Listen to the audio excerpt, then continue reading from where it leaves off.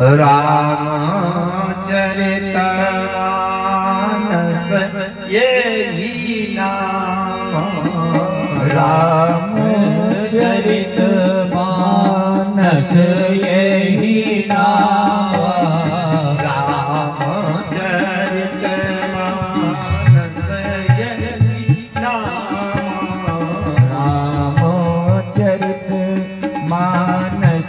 यही नाम, सुनत श्रवण पाय विश्वास, सुनत श्रवण पाय विश्राम, सुनत श्रवण पाय विश्राम, सुनत श्रवण पाय विश्राम।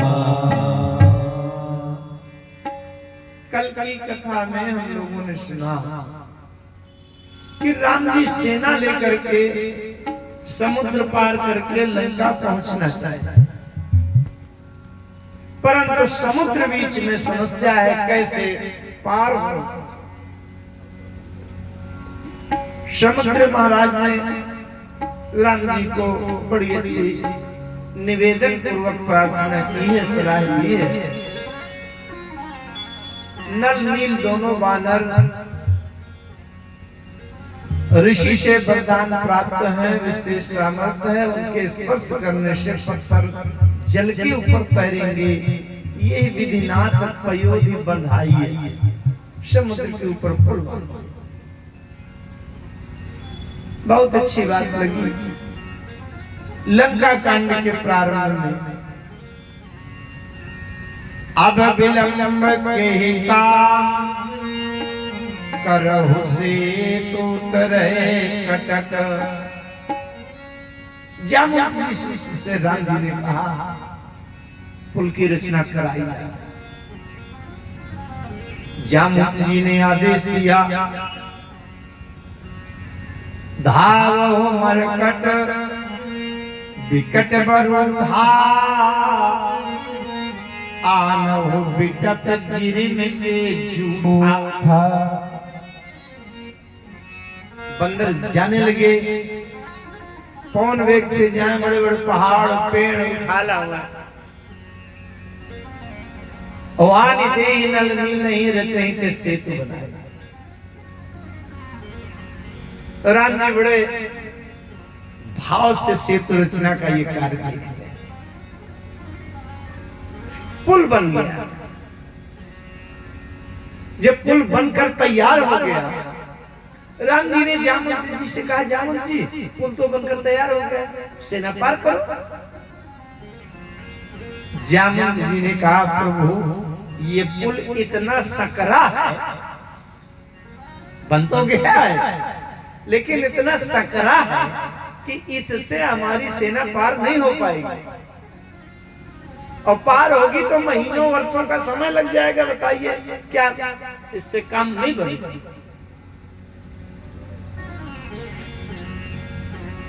विशेष ध्यान से समझेंगे थोड़ी सी बात। राम जी से जब जामुन जी ने कहा कि इस पुल से सेना नहीं पार हो सकेगी, तो राम जी ने कहा अच्छा देखो मैं एक उपाय करता हूं। राम जी पुल के ऊपर चढ़े, चढ़ करके चलते चले गए। अरे सेतु बंध ढगे चढ़ी रघुराई, सेतु बंध ढगे चढ़ी रघुराई। देखी कृपालु सिंधु बहुताई, देखी कृपालु सिंधु बहुताई। देखत कहाँ प्रभु करुणा कंदा, देखत कहाँ प्रभु करुणा कंदा। प्रगट भये सब जलचर वृंदा, प्रगट भये सब जलचर वृंदा। तिनकी ओट न देखिए बारी, तिनकी ओट न देखिए बारी। मगन भये हरि रूप विहारी, मगन भये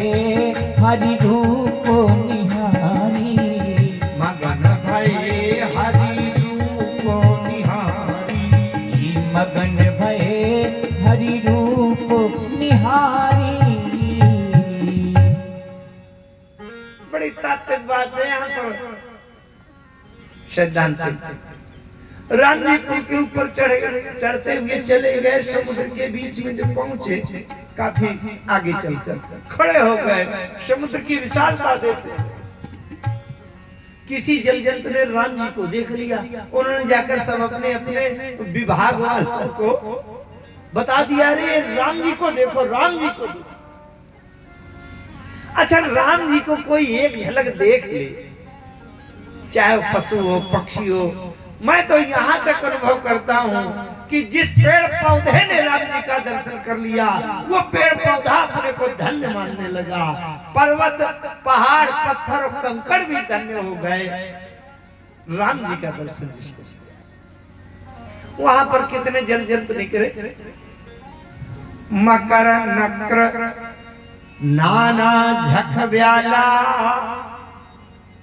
सतजोजन तन परम विशाला। मगर निकल आए, नक्र माने घड़ियाल निकल आए, झख माने मछली बड़ी बड़ी, व्हेल मछली और शार्क मछली जो भी बड़ी बड़ी होती है। अरे ये तो ऐसा साधारण नाम है, वहां भी निकले कितने बड़े बड़े। ब्याला माने सांप निकल आए कि सतयोजन तन परम विशाला, 100 योजन का एक एक का शरीर था, इतने बड़े बड़े जल जंतु निकले। गोस्वामी जी से पूछा गया कि इतने भर बड़े निकले कि अभी और कुछ?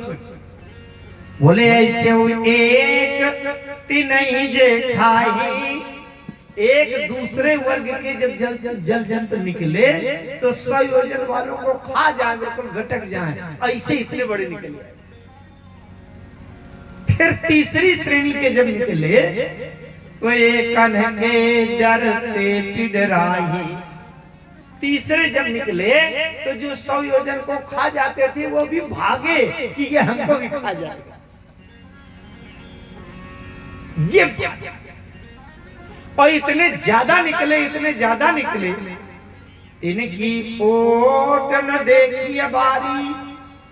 इतने ज्यादा कच्छप हैं, मगर हैं, घड़ियाल हैं, मछली है, इतने ज्यादा निकल आए कि यही दिखाई दे रहे हैं और कोई बीच में जल दिखाई नहीं दे रहा। अच्छा, राम जी ने कहा जामुन तो देखो जरा पुल चौड़ा हो गया क्या?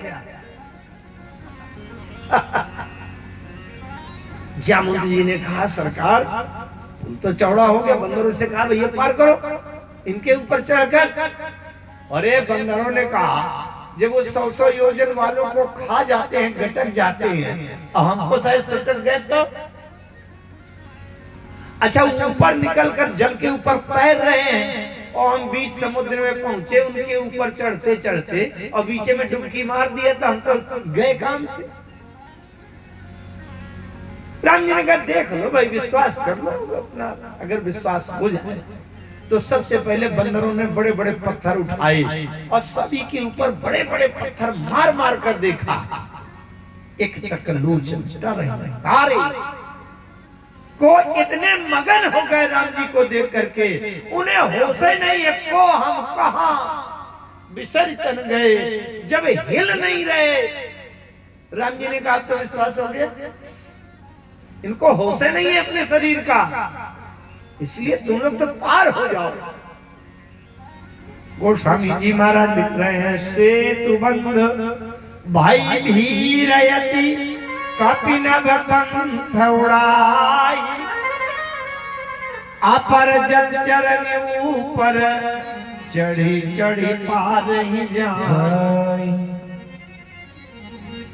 गोस्वामी जी महाराज लिखते हैं सेतु बंध, जहां पुल बनाया गया था वहां भीड़ ज्यादा हो गई तो कुछ बंदर तो आकाश मार्ग से उड़ करके जा रहे हैं, कपिनभ पंथ उड़ाई।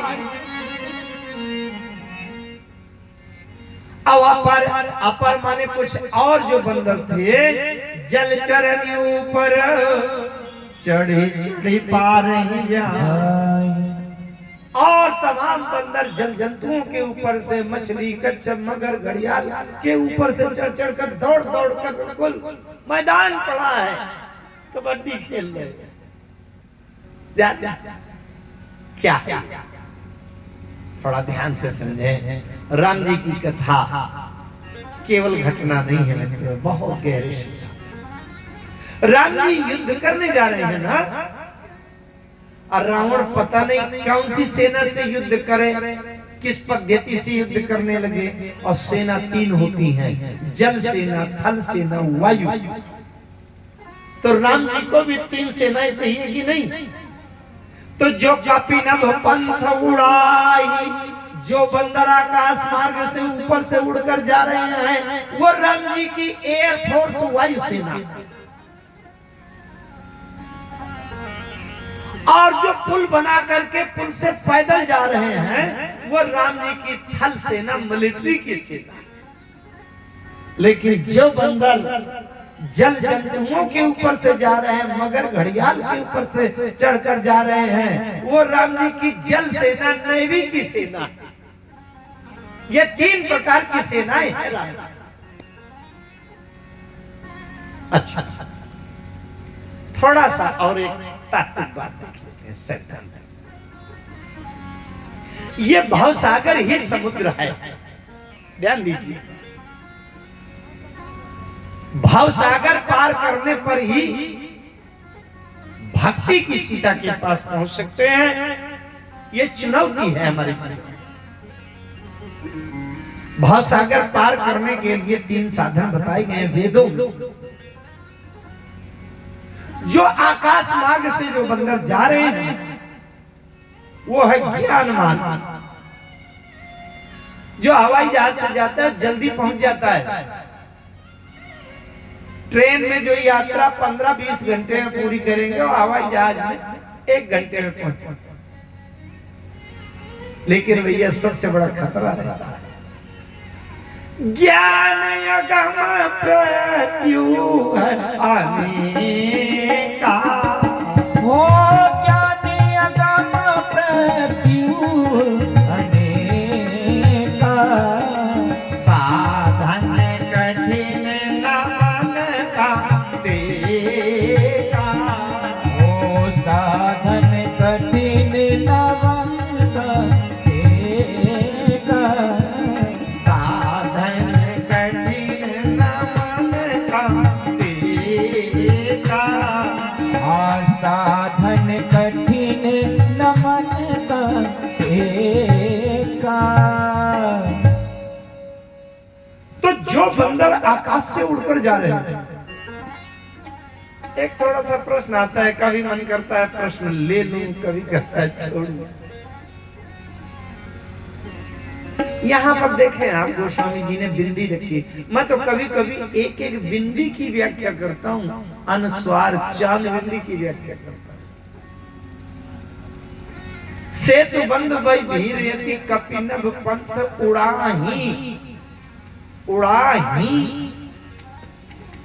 जो बिंदी रखी है, उसका अर्थ होता है बहुवचन। माने बहुत से बंदर, काफी बंदर, ना ज्यादा माने, संख्या ज्यादा ना माने, तो एक से तो अधिक उड़ ही गए। और भैया जब सीता जी की खोज में जा रहे थे, तो एको बंदर नहीं जा पा रहा था समुद्र से पार होकर। क्यों? और यहाँ कई बंदर उड़कर चले गए। वहां तो निज निज बल सबका हु भाखा, पार जाई महा संशय। अंगद कहाई जाऊं मैं पारा, जिय संशय कछु फिरती बार। और यहाँ कपिनभ पंथ उड़ा ही कैसे, कैसे उड़ने लगे? भैया संपाति जी ने स्पष्ट कहा था। मैं भी कथा के माध्यम से आप लोगों से निवेदन करता हूँ बार बार। कथा इसके लिए नहीं है कि हम ताली पिटवा दें, बहुत प्रभावी कह दें। अगर मेरी ये विनम्र ये निवेदन आप लोगों के हृदय तक पहुंची, तब तो ये कथा का प्रयास सार्थक। निवेदन क्या है? संपाति जी ने कहा था कि तुम केवल राम कृपाधारी करहु उपाय। राम जी की कृपा केवल जोड़ो, अपने अपने शरीर का निजी बल मत लगाओ। ध्यान से समझ रहा। और वहां बंदर निज निज बल, तो बंदर के उछाल की तो सीमा होती है 10, 25, 50 साल। और यहाँ जब सुग्रीव जी के वहां स्थान से सेना चल करके समुद्र के किनारे गई है, तब गोस्वामी जी ने लिख दिया कि राम कृपा बल पाई कपिलता। राम कृपा बल पाई कपिलता। आए पक्ष जुत मनहु गिरता। ओ भये पछ जुत मनहु गिरता। नख आयुध गिरि पादप धारी। नख आयुध गिरि पादप धारी। नख आयुध गिरि पादप धारी। नख आयुध गिरि पादप धारी। चले गगन मही चारी। ओ चले गगन महीचा चारी।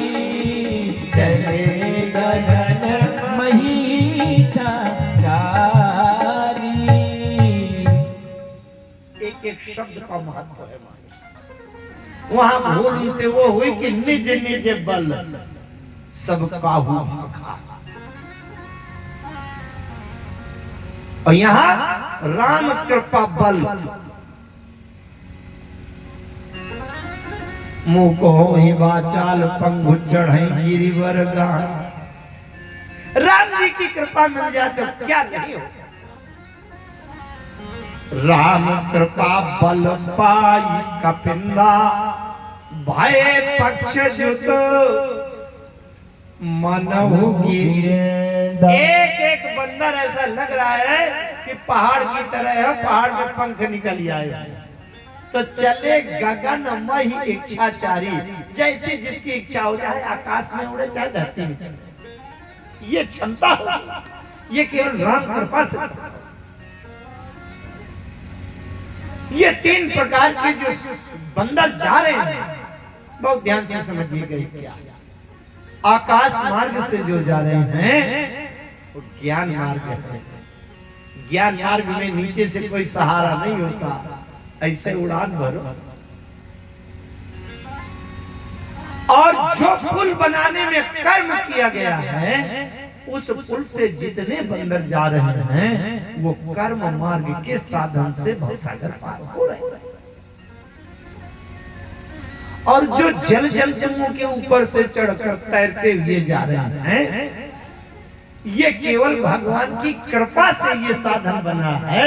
ये भगवान की कृपा का उपासना मार्ग है।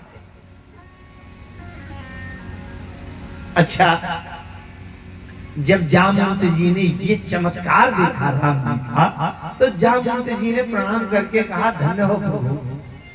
अरे जब आप ऐसा चमत्कार कर सकते थे तो पहले ही न कर देते। ये इतना बड़ा पुल बिना काम का परिश्रम करवा डाला। तमाम पहाड़ लाद के लाने पड़े बंदरों को, तमाम पेड़ लाने पड़े, तमाम ये पुल बनाने का परिश्रम करना पड़ा। तो पहले ही न ये पुल बना देते कि सब बंदर इसी से निकल जाते। बड़े ध्यान से समझिएगा। राम जी ने कहा, जामवंत ये तो निश्चित है कि मेरी कृपा के बिना जीव भवसागर से पार नहीं हो पाएगा। लेकिन ये तो बताओ, अगर तुमने अपने कर्म का, अपने पुरुषार्थ का पुल न बनाया होता तो मैं किसके ऊपर खड़ा होकर ये कृपा का पुल बनाता। इसका मतलब कृपा का पुल तो तब बनाऊंगा जब तुम अपने कर्म, पुरुषार्थ, प्रयत्न का पुल बनाओगे। उसके ऊपर मैं खड़ा हो जाऊंगा, तब मैं कृपा का पुल बनाऊंगा। तुम्हारे प्रयास कर्म के बिना मैं कृपा भी नहीं कर पाऊंगा। इस प्रकार से सेना पार हुई। प्रसंग बहुत अच्छे मार्मिक हैं, अपनी तरफ खींचते हैं, लेकिन घड़ी हमारी कहती रहती है कि बढ़ते चलो। चलिए पहुंच गए वहां, सुनील शैल वीरा उतरे शील से हीरा।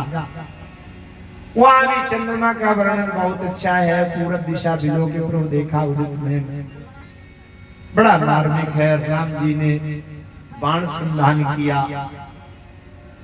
रावण के छत्र मुकुट ताटंक कब हते एक ही बाण।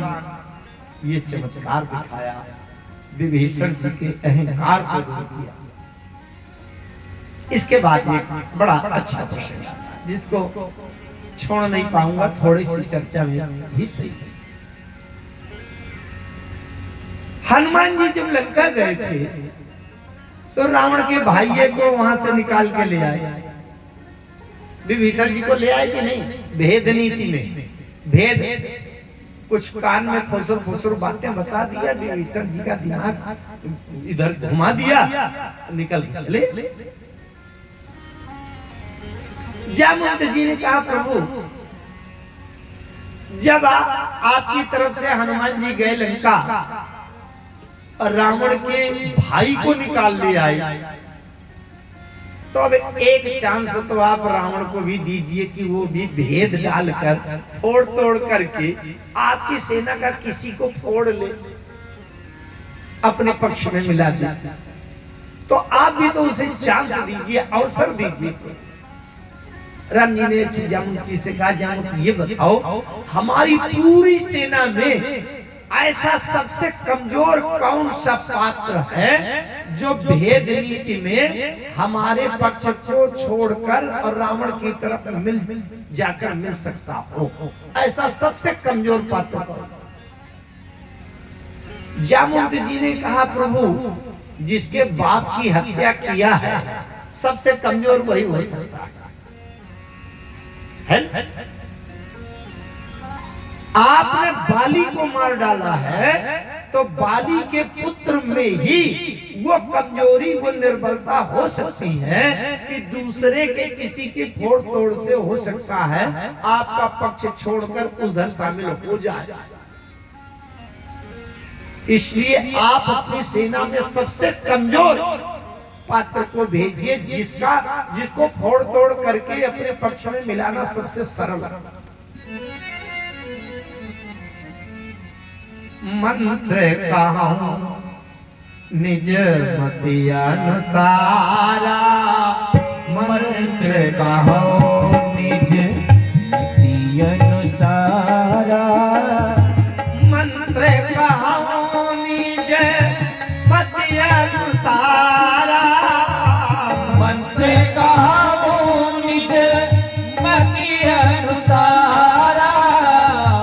दूत पठाइए बाली कुमारा, दूत पठाइए बाली कुमारा, दूत पठाइए बाली कुमारा, दूत पठाइए बाली कुमारा। यहाँ शब्द अंगद नहीं लिखा गया, बाली कुमारा लिखा गया है। इसीलिए बाली का कुमार है, पुत्र है, इसी को दूत बनाकर भेजो।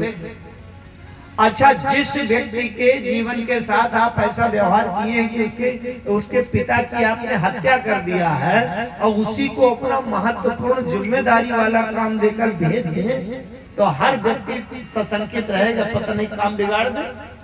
अपने पिता के हत्या का बदला लेने के लिए हमारे साथ धोखा दे सकता है कि नहीं? राम जी ने कहा, अंगद चले जाओ लंका। अंगद जी खड़े हो गए। अंगद जी ने कहा, प्रभु बताइए क्यों जाना है, क्या उद्देश्य? राम जी ने कहा, बहुत बुझाई तुम्हीं का कहूं, परम चतुर मैं जानत आहूं। राम जी कहते हैं, दो बातों का ध्यान रखना। कि काज हमारे तासुहित होई, हो काज हमारे तासुहित होई, काज हमारे तासुहित होई, काज हमारे तासुहित होई, काज हमारे तासुहित काज हमारे तासुहित होई, रे पुसन करे हुबत कही सोई, मेरी पोषण कर हो बत कही होई, रे पुसन करे हुबत कही सोई, मेरी पोषण कहे हो बत कही सोई। एक उदाहरण समझिएगा। जैसे कोई एक छोटा सा प्लाट है, उदाहरण है बता रहा हूं, बहुत मार्मिक बात समझने के लिए। छोटा सा प्लाट है, उसमें दो लोगों का विवाद है। एक कहता है कि मैं लूंगा, दूसरा कहता है मैं लूंगा। मैं पहले से बात किया हूं, कहता है मैं किया हूं, ये मेरा है, वो कहता है मेरा है। अच्छा, दोनों पक्षों की पंचायत होने लगी, पूरे क्षेत्र के, नगर के, और बड़े बड़े प्रभावी और विशिष्ट व्यक्ति इकट्ठा हुए, और ये हुआ कि आज पंचायत होना है। एक पक्ष तो उधर से आ गया पंचायत में, लेकिन एक पक्ष जो है वो कह रहा है कि हम पंचायत में नहीं जाएंगे, हाँ हमारा ड्राइवर चला जाएगा, और जो हमारा ड्राइवर कह देगा वो हमारी ही बात है। ठीक है। अच्छा, तो प्लाट है मान लीजिए 5-7 लाख का, और जब आप अपने ड्राइवर को भेजने लगे कि जाओ मैं ऐसे पंचायत में हम नहीं जाएंगे, हमारा ड्राइवर चला जाएगा, नौकर चला जाएगा, पंचायत में जो कुछ कह देगा आप मान लेंगे।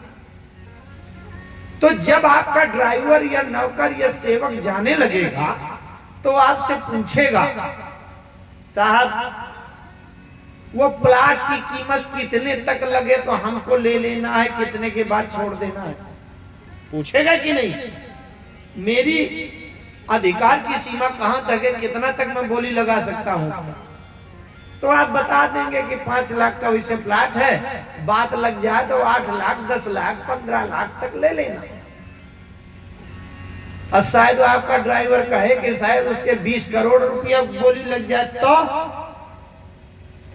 तो आप कहेंगे कि अरे 20 करोड़ में छोड़ देना, तुम पैसा ले आना, यही तो कहेंगे आप। इसका मतलब आपका जो कर्मचारी है उसकी कीमत, उसका अधिकार क्षेत्र आपने निश्चित कर दिया 15 लाख तक। बात समझ में आ रही? लेकिन जब अंगद जी जाने लगे तो अंगद जी ने राम जी से पूछा, प्रभु ये बताइए मेरी अधिकार की सीमा कहां तक है, कितने तक की बोली लगा दूंगा?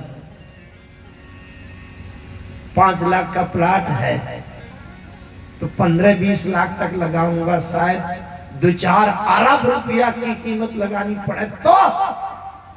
राम जी ने कहा जो मन में आवे सो लगा देना, जो तुम बोली लगा दोगे मुझे स्वीकार है। इतना बड़ा विश्वास कोई करेगा? जो समझ में आवे सो कर। काज हमार तासो हित होई, अरे पुसन करे हो बत कही सोई। किसी भी प्रसंग में ज्यादा विस्तार की मेरे पास छूट नहीं है, इसलिए मैं बिंदु बिंदु तत्पर चर्चा करता हूं। स्थिति आ गई, अंगद जी पहुंच गए।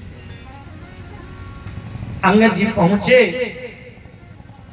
और सबसे पहले तो एक बात कही। अंगद जी ने कितनी चतुराई से कही है, रावण मैं राम जी के किसी हित के लिए नहीं आया, राम जी का कोई काम बनाने के लिए नहीं आया। रावण ने कहा फिर क्यों आए हो? अंगद क्या कह रहा है, अरे मम जन कहीं तो ही रही मिताई, मम जन कहीं तो ही रही मिताई, मम जन कहीं तो ही रही मिताई, मम जन कहीं तो ही रही मिताई, तब हित कारण आयो भाई, तब हित कारण आयो भाई, तब हित कारण आयो भाई, ओ तब हित कारण आयो भाई। अंगद जी ने कहा मैं केवल इसलिए आया हूं कि तुम मेरे पिताजी के मित्र हो, तो तुम्हारा नाश न हो जाए, तुम्हें बचा दूं, तुम्हारा हित हो जाए, जिंदा बने रहो, केवल इसके लिए मैं आया हूं। राम जी का कोई काम नहीं बनना बिगड़ने से। क्या बात है, दूध की वाक चातुरी अंगद जी से कोई सीखे। रावण ने पूछा कहो निज नाम जनक कर भाई, के ही नाते मानिए मिताई। अंगद जी ने बताया अंगद नाम बाली कर बेटा, तासो कब हूं भई बेटा, बचन सुनत कभी मन मुस्काना,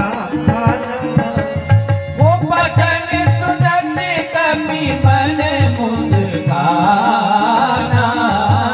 रहा बाली बानर मैं जाना, ओ रहा बाली बानर में जाना, रहा बाली बानर मैं जाना, ओ रहा बाली बानर में जाना।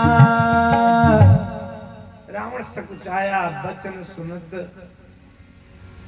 कपन मन सकुचाना, रहा रहा बाली बानर में, मुझे जानता हूं, ध्यान आ गया, एक बंदा था एक बाली। ऐसा क्यों कह रहा है रावण? इसलिए कि रावण को पता है कि अब बाली मर चुका है, तो चाहे आदर से नाम ले चाहे उपेक्षित करके नाम ले, अब कौन बाली को आना है कि सामने खड़ा हो जाएगा कि अच्छा ऐसे बोलते हो मेरे नाम में। अब अगर बाली जिंदा होता तब तो रावण सावधान होकर के आदरणीय बाली महोदय ऐसा कुछ कहता।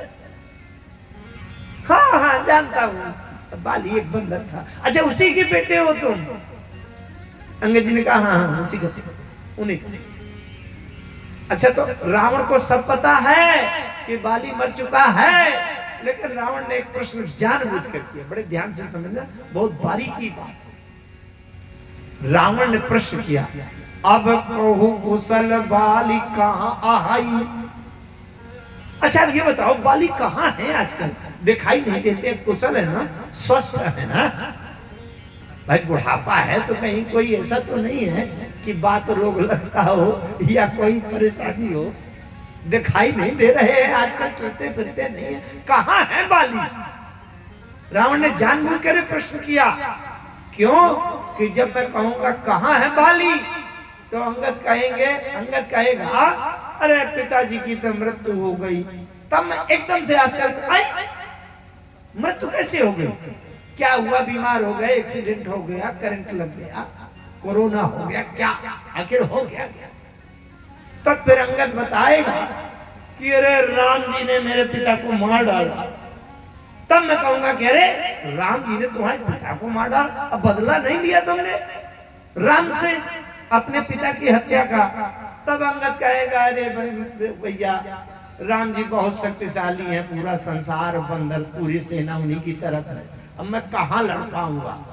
तो जब ये अंगद कहेगा कि मैं अकेले कहाँ लड़ पाऊंगा, तब मैं कहूंगा कि तो चिंता मत करो, ये बाली मेरा मित्र था, अपने मित्र की हत्या का बदला मैं लूंगा राम से, तुम चिंता न करो।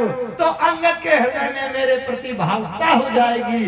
तो अंगद सोचेगा भैया राम की सेवा बड़ा बेकार है, कलंकित हो रहा हूँ, बाप के पिता के हत्यारे की सेवा कर रहा हूँ, इससे अच्छा तो यही है कि मेरे पिता की हत्या का बदला ले लेगा, तो ये अंगद जो है मेरे पक्ष में आ जाए। ये सोचकर रावण ने भेद नीति का प्रयोग किया। रावण ने जब पूछा अब कहो कुशल बाली कहाँ आई, असुनत बचन तब अंगद खाई। अब कहो कुशल बाली कहाई, सुनत बचन तब अंगद खाई। 3-10 गए बाली पही जाई, 3-10 गए बाली पही जाई। पूछो कुशल सखाउर लाई, हाँ पूछो कुशल सखाउर लाई। राम विरोध कुशल जस होई, राम विरोध कुशल जस होई। सो सब तोई सुनाई सोई, सो सब तोई सुनाई सोई। सो सब तोई सुनाई सोई। अंगद जी ने कितनी बढ़िया बात कही। रावण बाली की कुशलता मुझसे क्यों पूछ रहे हो? 10 दिन की बात है। 10 दिन में जहाँ बाली हैं वहीं तुम जाने वाले हो। खूब छाती से छाती चिपकाकर, पीठ थपथपाकर तुम उसकी कुशलता पूछ लेना, वो तुम्हारी पूछेगा। दिन 10 गए बाली कहीं जाई, बूझे कुशल सखा और लाई। हाँ कुशलता तो है, लेकिन राम विरोध कुशल जस हुई। राम जी से विमुख होने पर जिस प्रकार की कुशलता हुआ करती है उस प्रकार की है। सो सब तो सुनाई सोई, वो तुमको सुना देगा, तुम उसको सुना देना। अंगद जी ने फटकार दिया, मूर्ख कहीं के, सुनो 60 भेद होई मनता के। हो सुन 60 भेद होई मनता के। श्री रघुवीर हृदय नहीं जाके, श्री रघुवीर हृदय नहीं जाके। श्री रघुवीर हृदय नहीं जाके। श्री रघुवीर हृदय नहीं जाके। मूर्ख कहीं के भेद नीति मुझ में डालता है, मुझे फोड़ तोड़ करके अपने पक्ष में मिलाने का प्रहार कर रहा है। भेद वहां होता है जिसके हृदय में राम जी नहीं होते, जहां राम होते हैं वहां भेद नहीं। कल के प्रसंग में जब सुग्रीव जी ने कहा था ना राम जी से कि ये आया है निशाचर का भाई दशानन का, और कहीं हमारा भेद ले जाएगा, भेद हमारा ले न सटियावा। राम जी हंसे, अरे सुग्रीव तुमसे ज्यादा तो अंगद जानता है कि जहां राम होते हैं वहां भेद होता ही नहीं है, तो जब होता ही नहीं है तो ले क्या जाएगा ये बताओ। और इसका वेदांत सिद्धांत भी है, लेकिन उसका विस्तार मैं यहाँ नहीं करूंगा। क्रोध की द्वैत बुद्धि बिन द्वैत की बिन ज्ञान। जब कोई ज्यादा गंभीर चर्चा करेगा तो उसकी बात करेगा। अच्छा, अंगद जी ने कह दिया मूर्ख कहीं के, भेद वहां होता है जहां राम जी नहीं होते, और जिसके हृदय में राम जी होते भेद कैसे हो जाएगा? मैं तो कहा करता हूं कि हार जीत का निर्णय तो यहीं से हो गया। हार जीत का निर्णय तो यहीं से हो गया। राम जी के यहाँ से एक राम जी के दूत गए लंका, और रावण के छोटे भाई को निकाल के ले आए अपने पक्ष में। और राम जी की सेना का एक ऐसा बंदर जिसके पिता का वध किया राम जी ने, और उसको भेद दिया, और रावण उसको तक फोड़ तोड़ करके भेद से अपने पक्ष में नहीं मिला पाए। इसका मतलब रावण हार गया कि नहीं? एक दृष्टि है। जैसे मैं महाभारत के युद्ध के लिए कहा करता हूं कि महाभारत का युद्ध प्रारंभ होने से पहले ये निर्णय हो गया था कि कौन हारेगा कौन जीतेगा। हारे जीतेगा नहीं, हार गए जीत गए। कौन? जिस समय में दूत द्यूत क्रीड़ा गृह में द्रौपदी को ले जाकर और 10,000 हाथी का बल रखने वाले दुशासन से कहा गया कि द्रौपदी का वस्त्र उतार दो। 10,000 हाथी का बल रखने वाला महारथी एक अबला स्त्री की साड़ी नहीं खोल पाया और उस अबला स्त्री ने अपने वस्त्र नहीं पकड़े। हाँ कृष्ण हाँ केशव करने के लिए हाथ उठा दिए। इसका मतलब उस अबला स्त्री ने कहा खोल लो बेटा साड़ी। सोचो आप, 10,000 हाथी का बल रखने वाला दुशासन जब एक अबला स्त्री की साड़ी नहीं खोल पाया, तो जब घर से बड़े बड़े महारथी युद्ध करेंगे तो ये कैसे टिक पाएंगे? हार जीत का निर्णय तो यहीं से होगा। समझ रहे हैं? इसी प्रकार से अंगद जी के पर भेद रीत करके रावण अपनी तरफ मिला नहीं पाया। फिर आगे देखें आप, बातचीत बहुत लंबी होती जा रही थी। एक बिंदु लेता हूं। रावण ने एक बार अंगद जी से कहा, अंगद तुम जिस अपने स्वामी के त्याग की प्रशंसा कर रहे हो वो त्यागी वागी कुछ नहीं है। बोले फिर क्या है? अयोध्या छोड़कर चले आए। अगुने अमान जानते ही दीन पिता वनवास। अरे इसमें दशरथ जी के इस पुत्र में कोई गुण नहीं थे, कोई मान सम्मान नहीं था, बिल्कुल बेकार का लड़का था। कान पकड़ के बाहर निकाल दिया, निकल जाए यहां से, किसी काम के नहीं। जब इस तरह से कहा, शास्त्र एक बात कहता है,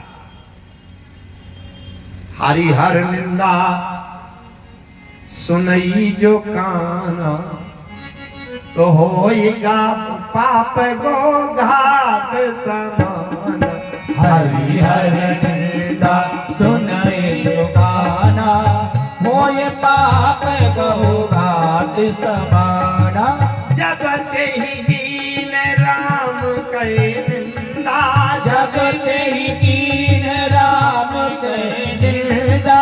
क्रोधवंत अति भयउ कपिंदा, क्रोधवंत अति भयउ कपिंदा। कट कटान कपि कुंजर भारी, कट कटान कपि कुंजर भारी। तू भुज दंड तमकि मही मारी, तू भुज दंड तमकि मही मारी। डोली धरनी सभासद हसे, डोली धरनी सभासद हसे। चले बाजी भय मारुत कृषे।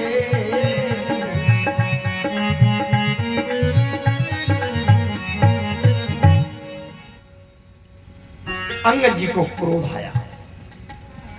एक बात और बहुत मार्मिक है, कहिए बता दूं, कहते हैं थोड़ा समय लगेगा 5-7 मिनट का, लेकिन वो बुद्धि जब निकलेगी तो आपको निश्चित रूप से विशेष बात समझने को मिलेगी। सीता किसी की पुत्री नहीं है, ध्यान से सुनिए। राम किसी के पुत्र नहीं है।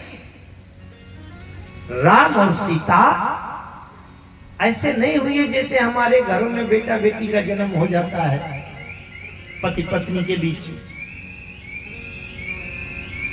राम जी यज्ञ पुरुष है, यज्ञ से हुए हैं, और सीता जी भूमिजा है, पृथ्वी से।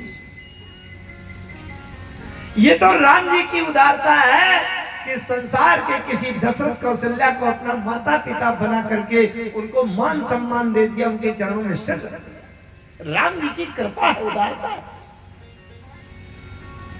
ये तो जानकी मैया, जगत जननी जानकी मैया की ये उदार कृपा है कि किसी जनक जैसे को अपना पिताजी बना के सम्मान दे दिया और कह दिया पिताजी मेरे विवाह के स्वयंवर का जो मनावे सब कर।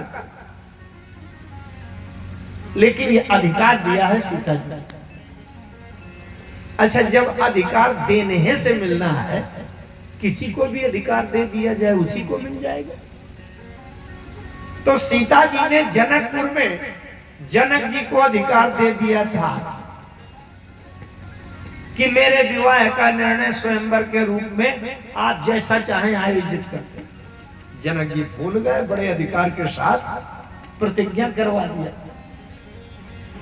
जो कोई शंकर जी का धनुष उठा के तोड़ देगा सीता उसको मिलेगी। और जब अधिकार देने से मिलना है तो यहां राम जी ने अंगद जी को अधिकार देके भेज दिया, जाओ रिपुसन करे उबत कही सोई, जो तुम्हें समझ में आवे सो बात लगा देना। रावण जब सीता जी को ले गया लंका, मंदोदरी ने पूछा लंकेश्वर सीता को क्यों लाया? रावण ने बताया कि मैं इसको अपनी रानी बनाऊंगा, पत्नी बनाऊंगा। मंदोदरी ने कहा बहुत अच्छी बात है, उद्देश्य तो बहुत अच्छा लेकिन विधि ठीक नहीं। अगर सीता को अपनी पत्नी बनाना था, जनक सभा अगणित भूपाला अतुमहु रहे अति गर्भ विशाला। अगर पत्नी बनाना था तो जनक सभा में तमाम राजा थे, तुम भी वहीं थे। अब खुलेआम घोषणा प्रतिज्ञा की गई थी तो शंकर जी का धनुष उठा के तोड़ दिए होते और छाती तान के सीता को ले आते साधिकार। अब मुझे भी गर्व होता कि मेरे पति लंकेश्वर त्रैलोक विजेता बनकर और सीता को अधिकार पूर्वक लाए। ये चोरी चोरी चोर की तरह लाना ये ठीक है। अंगद जी पहुंच गए। अंगद जी ने कहा अच्छा, जब कभी कोई मुख्य परीक्षा में एक विषय से खिसक जाए विद्यार्थी तो शिक्षा परिषद उसको एक अवसर और दे देती है, जिसको पूरक परीक्षा अंग्रेजी में सप्लीमेंट्री कहते हैं। अंगद जी ने कहा मुख्य परीक्षा तो हो चुकी है, लेकिन मैं तुमको सप्लीमेंट्री का अवसर जरूर दे दूंगा। पास का सब तो कर लेना। अच्छा तो अब हुआ क्या? जब रावण ने राम की निंदा की, जमते की न राम की निंदा, अंगद जी ने तो भुजदंड तमक में मारी, दोनों हाथ उठाकर धरती में पटक दिया। और जब पटक दिया, गोस्वामी जी लिखते हैं डोली धर्म सभासद खसे, पूरी पृथ्वी डगमगा गई। किसी आधुनिक बुद्धि वाले समझ वाले युवक ने हमसे प्रश्न किया कि महाराज बड़ी झूठी बातें गप लिखी हैं, एक बंदर के हाथ पटकने से कभी भूकंप आता है क्या? मैंने कहा यह भूकंप की बात नहीं है। अंगद जी ने पृथ्वी के अंदर जो उसकी अधिष्ठात्र शक्ति है उससे प्रतिक्रिया लेने के लिए सांकेतिक ये क्रिया की। आपको देखने में ये पृथ्वी केवल मिट्टी लग रही होगी। अंगद जी ने कहा अरे धरती, अरे पृथ्वी, तुम केवल मिट्टी की मिट्टी बनी रहोगी कि कुछ कर भी सकती हो? ये तुम्हारे दामाद की निंदा कर रहा है। आपको जो ये गंगा बहती हुई दिखती है ना, आपको लगता होगा इसे पानी बह रहा है जैसे साधारण नाले में बहता है, लेकिन मैं बताऊं इनकी एक अधिष्ठात्री शक्ति होती है। कितना अच्छा किसी ने उद्गार व्यक्त किया, क्या? मानो तो मैं गंगा मां हूं, ना मानो तो बहता पानी। मानो तो मैं गंगा मां हूं, ना मानो तो बहता पानी। मानो तो मैं गंगा मां हूं, ना मानो तो बहता पानी। मानो तो मैं गंगा मां हूं, ना मानो तो बहता पानी। मेरे लहर लहर लिखी है,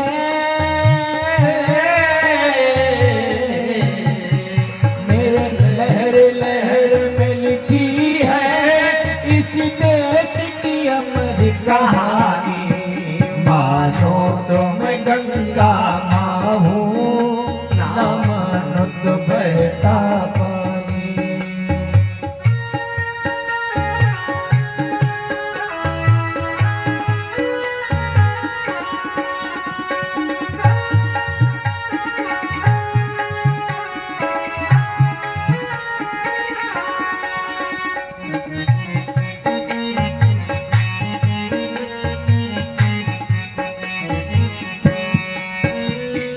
युग युग से मैं बहती आई नील गगन के नीचे, युग युग से मैं बहती आई नील गगन के नीचे। ओ सदियों से ये मेरी धारा प्यार की धरती सींचे। सदियों से ये मेरी धारा प्यार की धरती सींचे। मेरी लहर लहर में लिखी है,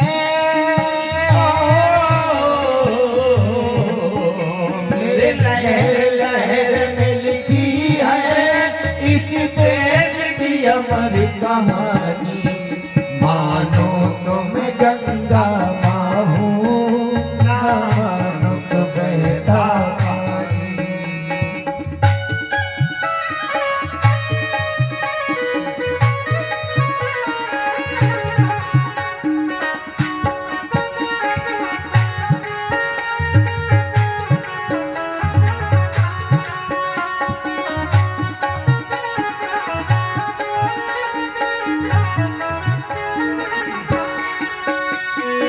कोई वजब करे मेरे जल से, कोई वजब करे मेरे जल से, कोई मूरत नहलाए।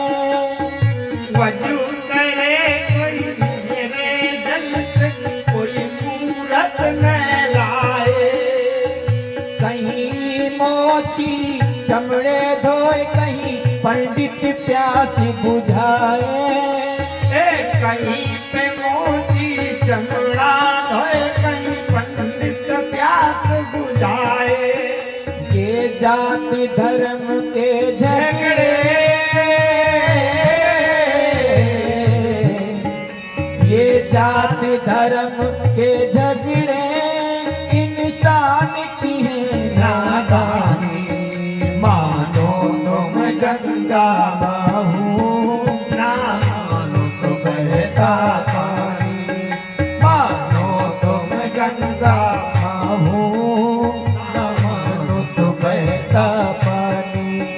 मेरे लहर लहर में लिखी है, मेरे लहर लहर में लिखी है इस देश की अमर कहानी। मानो तो मैं गंगा माँ हूँ, ना मानो तो बहता पानी। मानो तो मैं गंगा माँ हूँ, ना मानो तो बहता पानी। ना मानो तो बहता पानी, ना मानो तो बहता पानी। इसी प्रकार से पृथ्वी की भी एक अधिष्ठात्री शक्ति है। अंगद जी ने हाथ के इस झटके से पृथ्वी के अंदर छिपी हुई उस चेतना अधिष्ठात्र शक्ति से संपर्क किया। हे देवी, ये बताओ कि तुम इसी तरह मिट्टी बनी पड़ी रहोगी? ये दुष्ट दुराचारी कहेगा तुम्हारे दामाद की निंदा करना, क्योंकि सीता पृथ्वी की पुत्री हैं और सीता के पति राम जी ये पृथ्वी के दामाद हो गए, धरती के। अंगद जी ने कहा, ये दुष्ट कहीं का दुराचारी पापी तुम्हारे दामाद की निंदा कर रहा है, इसी तरह बनेगा। जैसे अंगद जी ने हाथ पटका, धरती डगमगा के कहती है, धरती का कहना क्या है, अंगद तुम संघर्ष करो, मैं तुम्हारे साथ हूं। जो तुम करोगे मैं तुम्हारे साथ। अंगद जी समझ गए, अंगद जी समझ गए कि धरती मेरा साथ देगी। और सभा माज पन करी पद रोपा।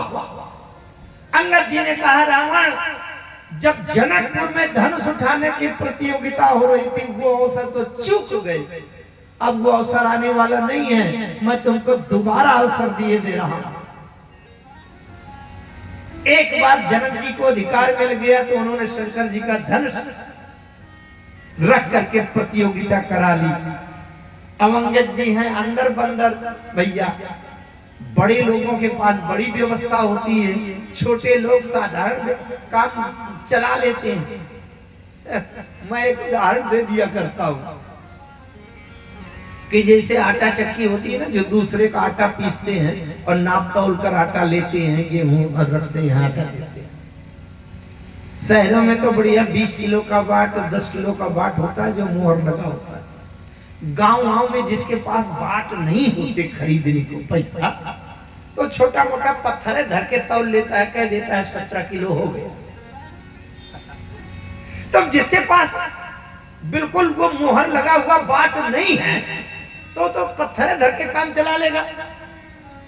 जनक जी हैं बड़े लोग, ज्ञानी, शंकर जी से मित्रता आना जाना, उनके पास शंकर जी का धनुष। अब अंगद जी ने सोचा मेरे पास शंकर जी का धनुष तो है नहीं, तो कोई पत्थर ले आऊं उठवा दो, उसी को रख कर कह दो उठा दो, या लकड़ी का कोई पेड़ बहुत बड़ा टोल ले आऊं उसी को कह दो कि उठा दो। जल्दी जल्दी में अंगद जी को न कोई पत्थर मिला न लकड़ी का बहुत बड़ा टोल मिला, तो एकदम अपना पैरे रख दिया अंगद जी ने।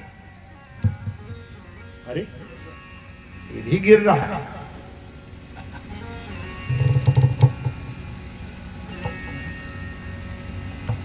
अब अंगद जी ने घोषणा कर दी, क्या? जो मम चरण सकासी सठताई, जो मम चरण सकासी सठताई, तेरा ही राम सीता हारी, तेरा ही राम सीता हारी, तेरा ही राम सीता आप नहीं राम सीता हारी। मेघनाद समकोटि सत शोभत उठे हर्षा, झपट ही तरही न कपि चरण, पुन बैठे सिर। अंगद जी ने देखा बड़े बड़े योद्धा जो थे अंगद जी के पांव में लिपट लिपट कर सब असफल हो गए, लौट गए। अंगद जी ने ललकार दिया, है कोई अब तुम सीता को पाना चाहते हो, इससे अब आगे दोबारा अवसर नहीं मिलेगा, समझ लेना। जनकपुर में चुप गए हो, और मैं यहाँ जनकपुर विदेह नगर है और लंका देह नगर है। आयोजन वही है, चाहे विदेह नगर में हो चाहे देहाभिमान के में। रावण उठा आप कपि के परचारी, जैसे आकर के अंगद का पैर पकड़ने के लिए नीचे झुका, तो अंगद जी ने धीरे से कान में कह दिया, मूर्ख अभागे कहीं की, किसी न किसी कारण से मेरे पैर पकड़ने के लिए तो झुक रहे हो कि नहीं? अगर किसी भी बहाने से राम जी के पैर पकड़ लो तो तुम्हारा कल्याण हो जाएगा, अभागी कहीं के।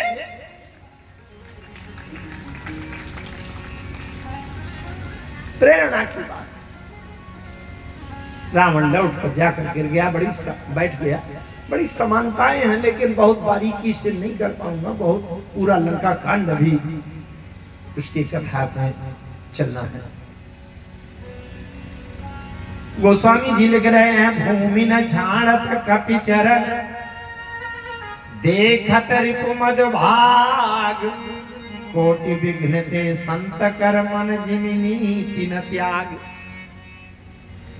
भूमि न छाणत कपि चरण, पहला अर्थ करने वालों ने किया कि बंदर का पैर पृथ्वी को नहीं छोड़ रहा। फिर से आधुनिक बुद्धि वालों ने हमसे प्रश्न किया, महाराज ये भी झूठ लगती है बात। जिस लंका में ऐसे ऐसे योद्धा हैं, एक बंदर का पैर नहीं उठ रहा। हमने कहा अर्थ बदल दीजिए। हमने कहा बंदर का पैर तो उठ रहा है, लेकिन अब भूमि न छाड़त कपि चरण। अब पृथ्वी बंदर का पैर नहीं छोड़ रही है, बताओ क्या करोगे? अगर बंदर का पैर उठाते हैं और उठा चला जाता है तो पृथ्वी नीचे से चिपकी हुई चली जा रही है। अब बताओ क्या करोगे?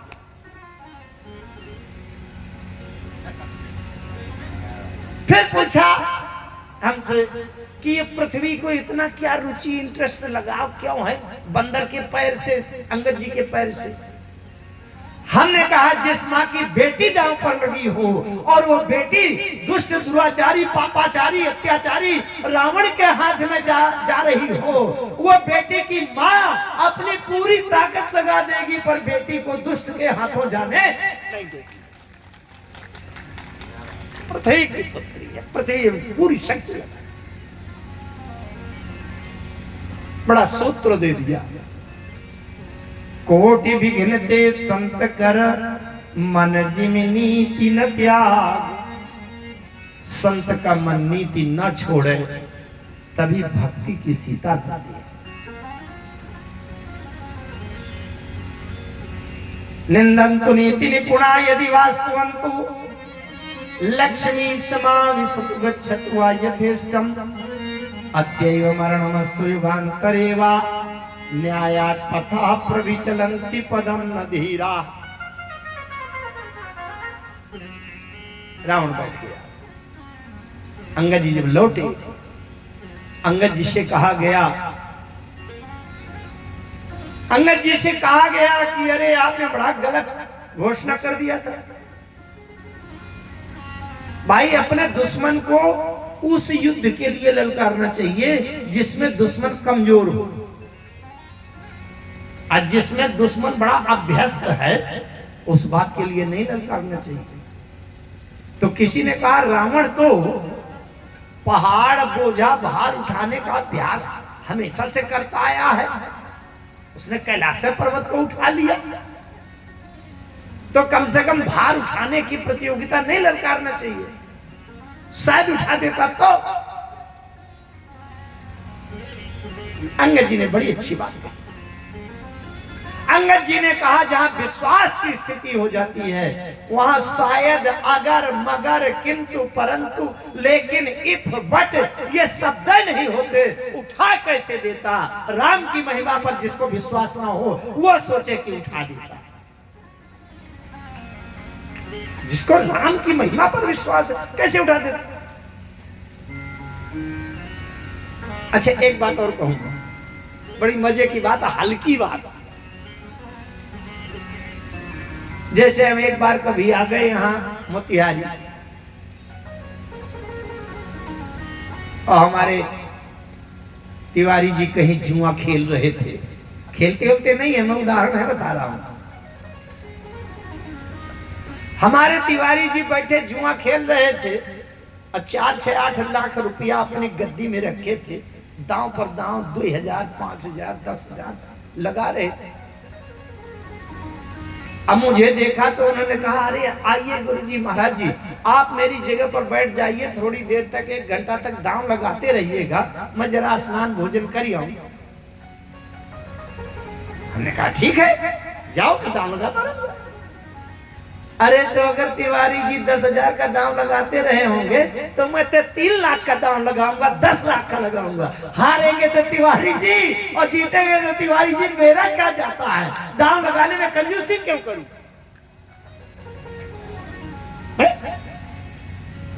अंगद जी जानते हैं ये सीता राम की है, मेरा क्या जाता है? सीता राम की है, इसलिए दांव लगाने में कंजूसी क्यों करूं? और जिसकी सीता होगी वो खुदा बचाएगा और वो पूर्ण सक्षम समर्थ है, इसलिए दांव लगाने में कंजूसी क्यों? लगा दिया दांव।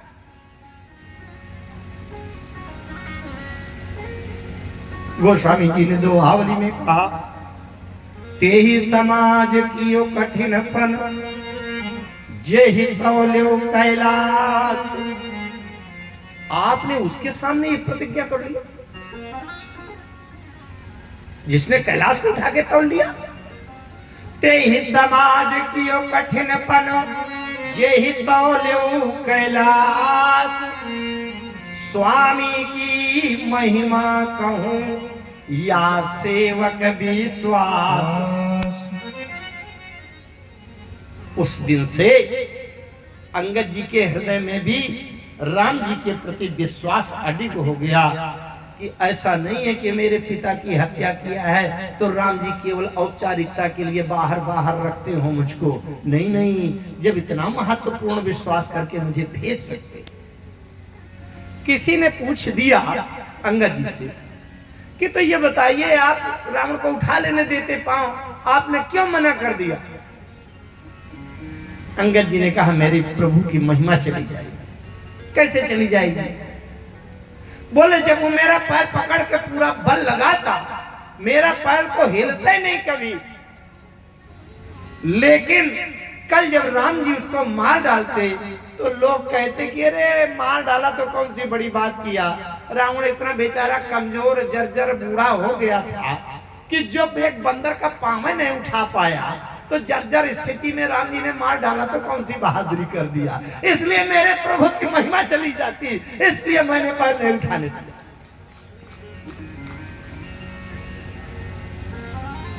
जिस समय राम जी ने रावण को मारा था, राम जी की आयु उस समय 41 वर्ष की थी और रावण की आयु 5,31,40,000 वर्ष थी।